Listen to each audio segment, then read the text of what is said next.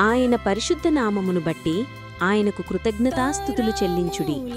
Give thanks at the remembrance of his holiness. కీర్తనల గ్రంథము 97:12.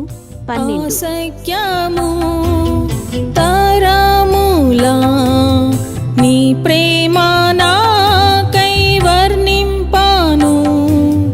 అసఖ్యము నిరంతరము సేవించినాను తీర్చాలేను నీ రుణము.